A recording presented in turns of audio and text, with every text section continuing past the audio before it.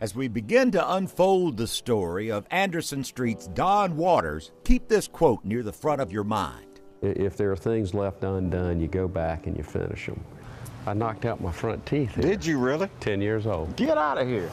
Now, we called him Anderson Street's Don Waters because that's where he grew up, the street he rode his bike down to go to school at Romana Riley and later Savannah High. It was a neighborhood, a working class neighborhood. And I grew up over here on the corner. Naturally, when I'm riding along, I'm usually saying, well, I remember that. That's where the Dillons lived, and that's where the Gaudrys lived, and that's where the Cruzes lived. And right there, that's where the Waterses lived. Dad worked in the grocery business. Mom was a homemaker. And at age 12, Don joined his brother in the noble craft of journalism. I was a paper boy when I was 12, 13, and then my older brother, who was then about 17, had a morning news route. So for quite a while, we'd get up at about 4 o'clock. Mom would get us up, and we'd throw the morning news, and then at 3 in the afternoon, I'd throw the evening press. The neighborhood where he tossed the morning news has not prospered in the ensuing years. I'd drive home to Isle of Hope down Anderson Street. And what was once a very clean, neat, I wouldn't say particularly prosperous neighborhood, but a family neighborhood where everybody got along, very diverse, and the place began looking increasingly derelict. Go. But now there is the beginning of a renaissance, anchored by the Savannah Classical Academy Charter School, which next year will be housed in a renovated St. Pius X Center, thanks to Reed Delaney, Roger Boss, and Don. With Don coming in, that really, I think, gave it legs. And so Don said, well, what do you need? And we said, well, we need a building. And he said, great, let's get a building. And where are you thinking about? And we said, well, we're thinking about around the Waters Avenue, Anderson Street area. And he said, well, that's even better because that's where I went to school and I spent so much time around there and I played in the parks and it has really a warm feeling and a warm place in my heart for that area. So let's do it. His involvement in there and his interest in giving back, and here's a man who has not forgotten where he came from. When Don was 13, his dad got hurt and lost his job. His mom went to work at the Bull Street Library. They didn't have a television set, so Don entertained himself by reading all of the volumes of the World Book Encyclopedia. And I decided, with my father's reverses, that it wouldn't be woe is me.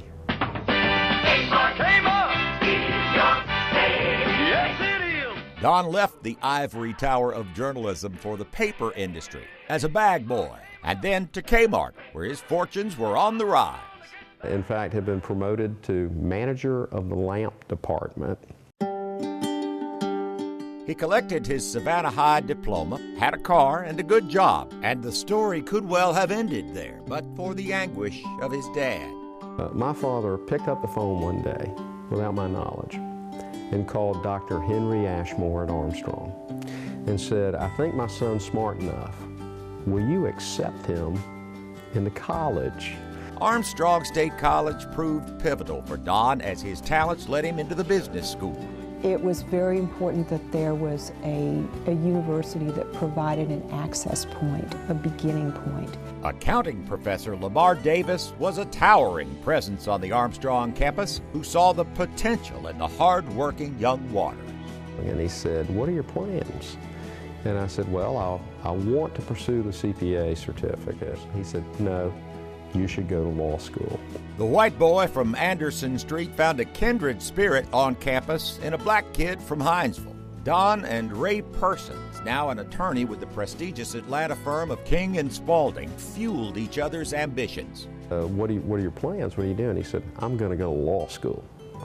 And I said, well, I'm going to go to law school. A lofty aim, given where we were starting from. There was a lot of encouragement when you saw someone who's striving to do the same thing that you're striving to do, working hard, and then you come to a realization that, perhaps this dream isn't so far-fetched after all. This is something we can do. Today's Armstrong boasts more than 7,000 students and a vibrant campus which Don has played a key role in developing, even before he became a regent of the university system.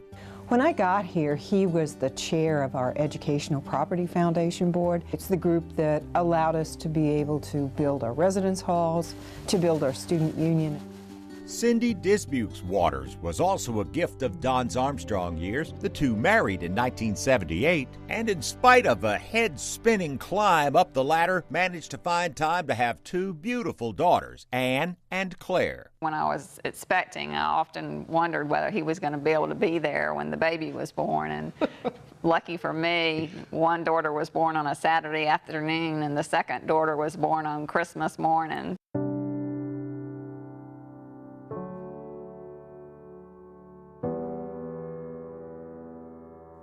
2 lifetimes later, the Waters would hit the brakes hard, though, when Cindy discovered a rare form of cancer on her leg. It was constantly on her mind that this could be the end of my life. Family and friends rallied around the couple as they leaned on medicine and faith to bring them through. Yeah, incredible community support. I know a group in our church wanted to come over and hold hands around our house and pray for us, and meals and so forth. And one of the great touching things was a good friend of ours called us and said Cindy was not only on the prayer list at several churches, she was on the prayer list at the synagogue. And knock on wood, it's been 6 years this year.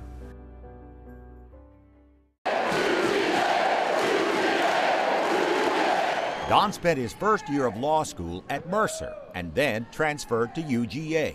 So we were in the same second-year law class together and became fast friends. At Georgia, Don became friends with Curtis Lewis, whose family is among Savannah's finest. I have to say, of course, I was Don Waters from Anderson Street, and he was J.C. Lewis.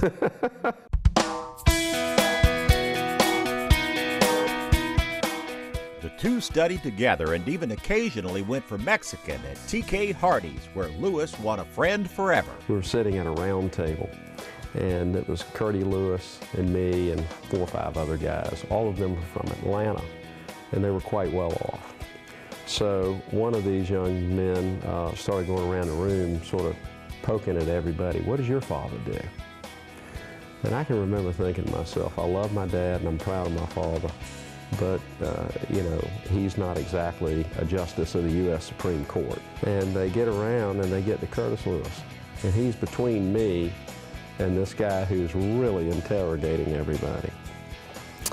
And I'll never forget this as long as I live. He said, "What does your father do?" And Curtis Lewis looked right at that guy, and he might have looked over at me and realized what he was doing. He says he wasn't, but I believe he was. And Curtis looked right at that guy and said, "He's a car salesman."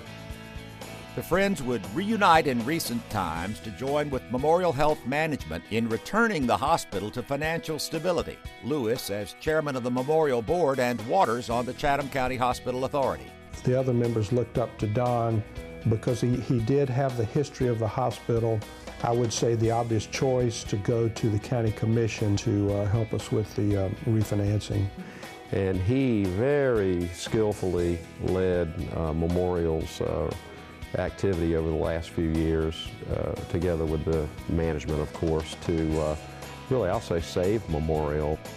Don's position on the hospital authority and in the community is owed in some respects to another influential figure at UGA, Professor Bob Leavell.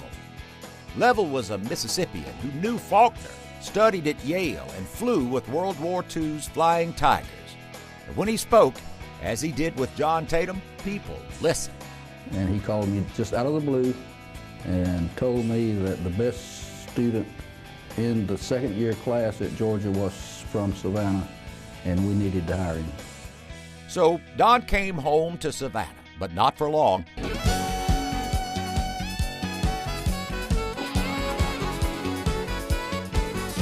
While at Georgia, he had passed not just the bar exam, but the CPA exam as well, which requires 3 years of practice. So off to Atlanta and Arthur Anderson they went.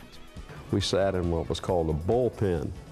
So I was in an office not as big as the one I'd been in Savannah, with 2 other guys. Smart as hell and decisive. The investment in accounting skills paid off. Don returned to Savannah and eventually joined Hunter McLean, where he quickly earned a singular respect for his talents. When the time came for Philip Solomons to sell the family business, his consultant insisted on one condition. We had to either use his attorney from Philadelphia, or if we wanted local representation, he would only work with Don Waters.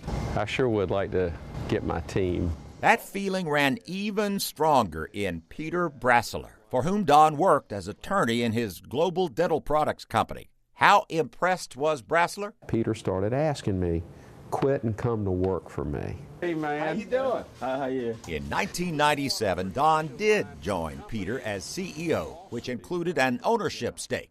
That's going to Traverse City, Michigan. Now, here's a telling statistic on his leadership. There are 90,000 dentists in America. 58,000 of them use Brasseler products. If you order from us by 4 o'clock one day, you're going to get it the next day. But just a year after Don took the reins, Peter Brasseler died, and the family approached Don about buying their ownership.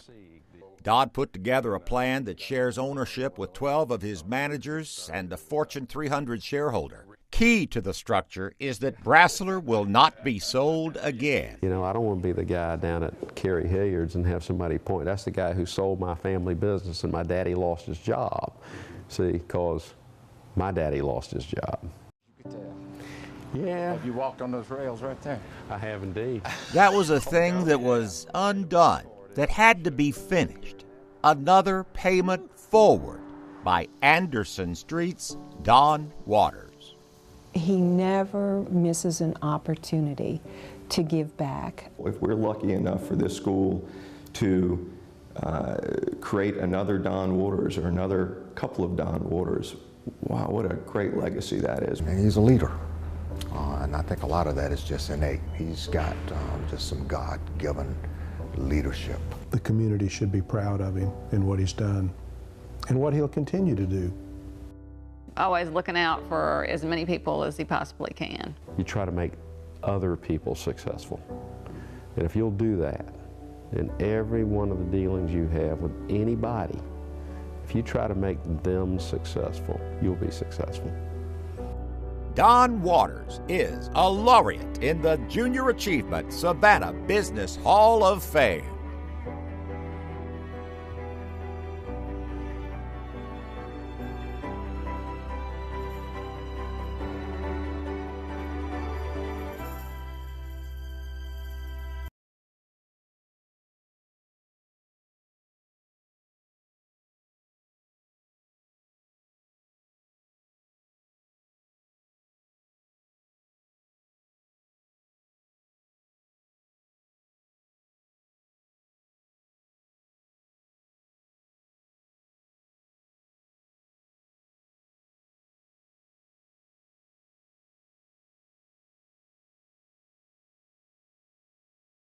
Surgical stainless steel to make into those drill bits. And so they're grinding this, the lathing them down.